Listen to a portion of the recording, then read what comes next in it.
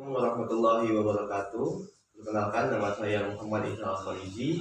NIM saya 2302 10 10 016. Di sini saya akan membacakan dan menjawab pertanyaan dari UAS dari Bapak Antoni, mata kuliah hukum pidana. Adapun pertanyaan yang pertama, yakni jelaskan apa itu offset dan lupa dan berikan contohnya. Baik, yang pertama itu offset. Offset adalah bentuk kesalahan yang dimana kesalahannya itu dilakukan dengan sengaja. Contohnya yakni seperti pembunuhan berencana, seperti perampokan dan lain sebagainya. Lalu yang kedua adalah culpa. Culpa di sini berarti bentuk kesalahan yang dimana kesalahan itu bukan dikehendaki oleh pelakunya, tetapi akibatnya itu adalah timbulnya suatu tindak pidana. Adapun contohnya, saya di sini mengambil contoh yakni seperti ada seorang pemilik kandang sapi dan sapinya itu diberi makan di lapangan luas. Lalu dia keluar sebentar dan meninggalkan sapinya tersebut. Dilalah sapinya ini ke jalan raya dan ada orang yang naik motor, lalu dia mengebut dan menumbut sapi tersebut. Nah, dari hal tersebut sang pemilik sapi tidak melakukan tindak pidana, melainkan adanya kelalaian untuk tidak menjaga sapinya dengan baik. Lalu pertanyaan yang kedua, istilah apa yang cocok untuk istilah start faith dan berikan contohnya. Oke, start faith ini terdiri atas dua kata, yaitu start dan faith. Dan kata yang cocok atau istilah yang cocok untuk mendefinisikan dari istilah tersebut adalah kata tindak pidana. Hal ini dilontarkan oleh Profesor Satohid. Mengapa alasannya? Karena yang pertama, kata-kata tindak ini mewakili dari perbuatan manusia dan hanya bisa dilakukan manusia, dan perbuatannya ini bisa tergolong perbuatan yang aktif dan juga perbuatan yang pasif atau tidak berbuat. Untuk contohnya seperti yang kita ketahui kata tindak pidana seperti pembunuhan, pemerkosaan, pencurian dan lain sebagainya. Lalu pertanyaan yang ketiga yakni jelaskan apa itu locus delicti dan tempus delicti serta berikan contohnya dan serta berkaitan dengan KUHP. Oke, yang pertama locus delicti. Locus delicti itu berarti di mana hukum itu ditindak melalui lokasinya atau di mana tempat terjadinya tindak pidana tersebut.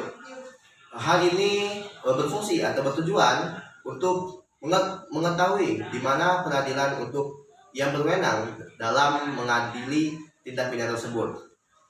Yang berkaitan dengan KUHP tentang locus delicti ini ialah dalam pasal 2 dan 3 KUHP, yang dimana isinya itu menjelaskan bahwa setiap warga negara Indonesia atau orang luar negara Indonesia dapat diadili di negara Indonesia melalui apabila dia ada di Indonesia.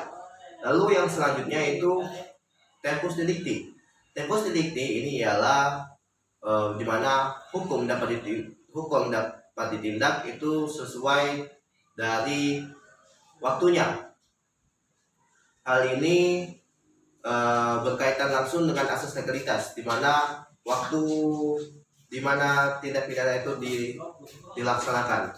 Hal yang berkaitan dengan KUHP, hal yang berkaitan dengan KUHP dari asas ini ialah pasal 1 ayat 1 KUHP Kitab Undang-Undang Hukum Pidana, yang dimana menjelaskan tentang asas legalitas, yaitu penerapan hukum di mana tidak adanya suatu tindak pidana yang bisa diadili kecuali ada undang-undang yang mengatur. Lalu soal yang keempat yakni pengertian dari asas teritorialitas dan asas personalitas aktif dan berikan contohnya masing-masing. Yang pertama adalah asas teritorialitas. Asas ini bermaksud bahwa Undang-Undang Hukum Pidana dapat didasarkan kepada di mana tindak pidana itu dilakukan atau dilaksanakan. Hal ini mengesampingkan apa kewarganegaraan dari pelaku tindak pidana tersebut. Contohnya seperti ada orang bule dari Inggris melakukan penipuan online berupa katakanlah judi online. Maka orang Inggris itu atau warga negara asing itu dapat diadili di Indonesia menurut asas ini. Lalu selanjutnya asas personalitas aktif.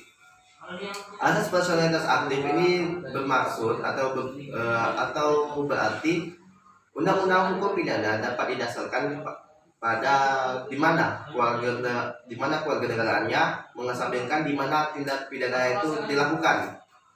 Di sini saya akan mengambilkan contoh berupa seperti orang Indonesia sedang berada di Malaysia dan ia melakukan tindak pidana pemerkosaan atau tindak pidana yang lainnya.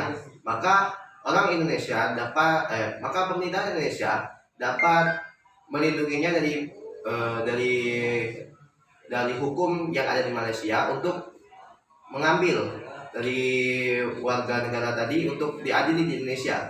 Hal ini juga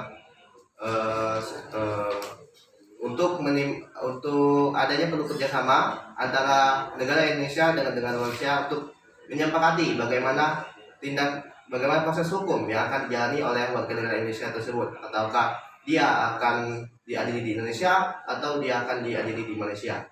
Baik, sekian penyampaian jawaban dari soal-soal UAS kami.